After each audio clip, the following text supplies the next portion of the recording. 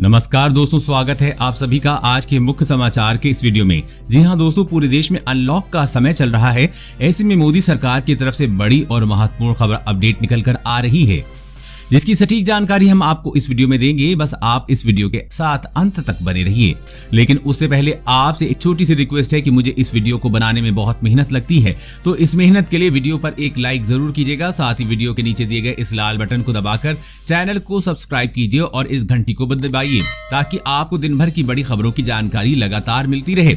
तो चलिए दोस्तों, एक एक करके सभी बड़ी खबरों के बारे में जान लेते हैं। तो दोस्तों, आज की पहली बड़ी खबर की अपडेट की बात करें तो देश में हर नागरिक को मिले कोरोना वैक्सीन। मोदी सरकार ने टीकाकरण के लिए अलग रखे 50,000 करोड़। जी हाँ, इस वक्त देश में कोरोना महामारी से जूझ रहा है। ऐसे में इस समय सबसे बड़ा सवाल यह है कि आखिर वैक्सीन पर कितना खर्च आएगा और सरकार की इसको लेकर क्या तैयारी है। पूरे मामले में वाकिफ सूत्र ने बताया कि भारत सरकार ने चीन के बाद सबसे घनी आबादी को कोरोना के खिलाफ टीकाकरण के लिए 50,000 करोड़ रुपए अलग रखे हैं। सूत्र ने बताया कि प्रधानमंत्री नरेंद्र मोदी प्रशासन का यह अनुमान है कि राष्ट्र की 130 करोड़ की आबादी पर प्रति व्यक्ति पर $6 से $7 यानी कि 420 रुपए से लेकर 490 रुपए तक का खर्च आएगा। उन्होंने बताया कि 31 मार्च को खत्म हो रहे वर्तमान वित्तीय वर्ष के लिए इस पैसे का प्रावधान किया गया है और इस उद्देश्य के लिए फंड में कोई कमी नहीं पड़ने दी जाएगी। और अगली बड़ी खबर की बात करें तो उत्तराखंड सरकार ने गुटखा और पान मसाला पर लगाया प्रतिबंध। जानिए किन राज्यों में किया जा चुका है बैन। जी हाँ, उत्तराखंड सरकार ने राज्य में पान मसाला और गुटखा की बिक्री पर पूरी तरह से प्रतिबंध लगाने का फैसला लिया है। उत्तराखंड खाद्य सुरक्षा विभाग द्वारा जारी आदेश में कहा गया है कि जन स्वास्थ्य के मद्देनजर तंबाकू तथा निकोटीन युक्त गुटखा, पान मसाला व अन्य किसी भी नाम से बिकने वाले ऐसे खाद्य पदार्थों के निर्माण, भंडारण, वितरण एवं बिक्री को आदेश जारी करने होने से 1 साल तक की अवधि के लिए प्रतिबंधित कर दिया गया है। गौरतलब है कि उत्तराखंड अकेला ऐसा राज्य नहीं है जिसने पान मसाले पर प्रतिबंध लगाया हो। इससे पहले बिहार, महाराष्ट्र, दिल्ली, झारखंड जैसे राज्य भी पान मसालों पर प्रतिबंध लगा चुके हैं। वैसे दोस्तों, पूरे देश में गुटखा, पान मसाला, बीड़ी, सिगरेट, खैनी आदि को बंद कर देना चाहिए या नहीं, नीचे कमेंट करके जरूर बताइएगा।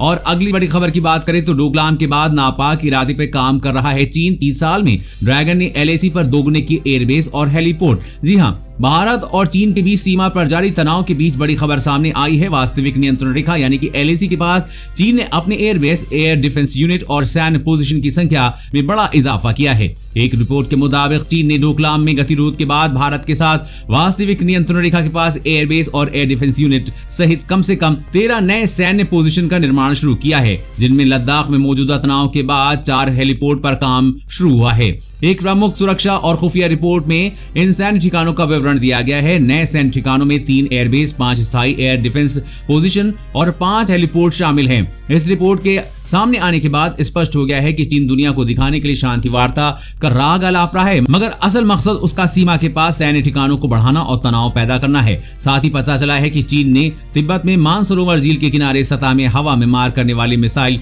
साइट बनाई है और डोकलाम और सिक्किम सेक्टर में विवादित सीमा में संवेदनशील हिस्सों पर नियंत्रण करने के उद्देश्य से इसी तरह की सुविधाओं का विकास कर रहा है। और अगली बड़ी खबर की बात करें तो आपको छुट्टे पैसे के बदले दुकानदार टॉफी या चॉकलेट लेने को मजबूर कर रहे हैं तो करें यहाँ शिकायत, होगी तुरंत कार्रवाई। जी हाँ, कोरोना काल में लोगों को कई तरह की समस्याओं का सामना करना पड़ रहा है। लोगों की आर्थिक स्थिति भी बिगड़ी हुई है। ऐसे में जब आप बाजार या दुकान जाते हैं तो एक समस्या छुट्टे या खुले पैसे की भी आती है। अक्सर देखने को मिलता है कि जब आप सामान खरीदते हैं तो दुकानदार आपको छुट्टे के बदले चॉकलेट या टॉफी पकड़ा देता है। लोगों को अब इस समस्या से निजात मिलने जा रही है। अब देश में नया कंज्यूमर प्रोटेक्शन एक्ट लागू होने जाने के बाद आप छुट्टे पैसे के बदले टॉफी देने की शिकायत कंज्यूमर फोरम में भी कर सकते हैं। अगर आप बस या ट्रेन में भी सफर करते हैं और ऐसी समस्या आपको दो चार होना पड़ता है तो खासतौर पर बाजार में दुकानदार 2 से 5 रुपए के बदले ग्राहक को टॉफी पकड़ा देता है। अगर ग्राहक पैसे मांगता है तो दुकानदार साफ कहता है कि छुट्टे पैसे नहीं हैं, कुछ सामान खरीद दो। लेकिन अब दुकानदार की ये दादागिरी नहीं चलेगी, क्योंकि इस तरह की शिकायतों के लिए भी सरकार ने कदम उठाया है। उपभोक्ता या ग्राहक इसकी शिकायत अब भारत सरकार की वेबसाइट www.jagograhak.jago.gov.in और consumerhelpline.gov.in पर कर सकते हैं। साथ ही टोल फ्री नंबर 1800-114-0000 पर भी दुकानदार की शिकायत दर्ज करा सकते हैं। गलती पाए जाने पर दुकानदार पर कार्रवाई की जाएगी। और अगली बड़ी खबर की बात करें तो सरकार ने लिया बहुत ही बड़ा फैसला। पढ़ने वाली स्कूली लड़कियों को सरकार देगी फ्री में स्कूटी। जी हाँ, भारत का असम राज्य लड़कियों को पढ़ने और आगे बढ़ने के लिए एक नया प्रयास कर रहा है। असम द्वारा अंतिम स्कूल परीक्षा को उत्तीर्ण करने वाली सभी छात्राओं के लिए मुफ्त स्कूटी देने की योजना बनाई गई है। इस अभियान से अधिक लड़कियां कॉलेज जाने के लिए प्रोत्साहित होंगी, क्योंकि सार्वजनिक परिवहन के खतरों से अक्सर आगे की शिक्षा बालिकाओं के लिए एक बाधा बन जाती है। छात्राओं को उनके संबंधित कॉलेजों तक जाने के लिए सार्वजनिक परिवहन की परेशानी से मुक्त करने के लिए स्कूटी योजना की शुरुआत की गई है। इस योजना के तहत जो भी छात्रा परीक्षा में 60% अंक प्राप्त करेगी, उसे सरकार की तरफ से कॉलेज जाने के लिए फ्री स्कूटी दी जाएगी। वैसे दोस्तों, ऐसी योजना पूरे देश में शुरू होनी चाहिए या नहीं, नीचे कमेंट करके जरूर बताइएगा। और अगली बड़ी खबर की बात करें तो अगर आपके पास पुराने जमाने का ये टीवी है तो बेचने पर मिलेंगे 1 लाख रुपए। जी हाँ, 3 दशक पहले बंद हो चुके शटर टेलीविजन की डिमांड अचानक बहुत तेजी से बढ़ गई है। अब लोग भी इसकी मुंहमांगी कीमत अदा करने को तैयार हैं। कबाड़ियों व लोगों के पास हर रोज इसके खरीदार पहुंच रहे हैं। दरअसल लोगों में ऐसी गलतफहमी है कि इस टेलीविजन में लाल रंग की जो मरकरी है उसकी कीमत लाखों रुपए में बताई जा रही है। पिछले कुछ महीने से व्हाट्सएप और फेसबुक सहित सोशल नेटवर्किंग साइटों पर अफवाह फैल रही है कि इस रेड मरकरी की लाखों रुपए में कीमत है। सोशल मीडिया में आजकल एक मैसेज तेजी से वायरल हो रहा है जिसमें पुराने शटर वाले टेलीविजन की डिमांड हो रही है। आपके पास भी ऐसा टीवी है या नहीं, हमें नीचे कमेंट करके जरूर बताइएगा। और अगली बड़ी खबर की बात करें तो पाकिस्तान में 100 साल पुराना मंदिर तोड़ा, 20 मकान भी गिराए, हिंदुओं ने कहा हमें भारत भेज दो। जी हां, पाकिस्तान में हिंदुओं पर अत्याचार के मामले थम नहीं रहे हैं। अब कराची में मंदिर तोड़े जाने की खबर आई है। यहां आजादी से पहले बने एक हनुमान मंदिर को तोड़ दिया गया। इतना ही नहीं, मंदिर के आसपास 20 हिंदू परिवारों के मकान भी गिरा दिए गए। मंदिर से मूर्तियां भी गायब कर दी गईं। इतना ही नहीं, इमरान सरकार ने एक बार फिर हिंदुओं के अत्याचार पर चुप्पी साध रखी है। बताया जा रहा है कि मंदिर सोमवार रात तोड़ा गया था और जानकारी शुक्रवार को सामने आई है। इलाके में हिंदुओं के 150 परिवार रहते हैं। इन लोगों ने मंदिर गिराए जाने का विरोध किया है। हिंदुओं ने सरकार से भारत जाने के लिए टिकट की व्यवस्था करने की मांग की है। स्थानीय लोगों का कहना है कि अगर इमरान सरकार नहीं चाहती कि हम यहाँ रहें तो हम भारत चले जाएंगे। और अगली बड़ी खबर की बात करें तो आपके घर के सामने लगेगी Xiaomi की दुकान। स्मार्टफोन से टीवी तक की होगी मोबाइल स्टोर में बिक्री। जी हां, Xiaomi ने भारत में अपना एक अनोखा MI स्टोर खोला है। अनोखा इसलिए क्योंकि ये स्टोर किसी मॉल या दुकान में नहीं बल्कि एक गाड़ी पर खोला गया है। कंपनी का कहना है इसके जरिए वो भारत के दिल तक पहुंच सकती है, जहां पूरा ध्यान गांवों और दूर दराज के हिस्सों पर दिया जाएगा। दरअसल कोरोना वायरस महामारी के कारण कई ऑफलाइन खुदरा स्टोर को भारी नुकसान का सामना करना पड़ रहा है। लोग अपने घरों से निकलने से बच रहे हैं, जिसके कारण इन स्टोर्स पर लगने वाली भीड़ में भारी गिरावट देखी जा रही है। ऐसे में नई खुदरा रणनीति के तहत कंपनी की ऑफलाइन टीम अब ग्राहकों के घर तक Xiaomi की खुदरा अनुभव को पहुंचा सकती है। इस मोबाइल स्टोर में स्मार्टफोन के अलावा smart TV, MI box 4K, MI TV stick, MI CCTV camera, MI sports bluetooth earphone, wireless earphone, Redmi earbuds, धूप का चश्मा, पावर बैंक और चार्जर समेत कई प्रोडक्ट की बिक्री की जाएगी।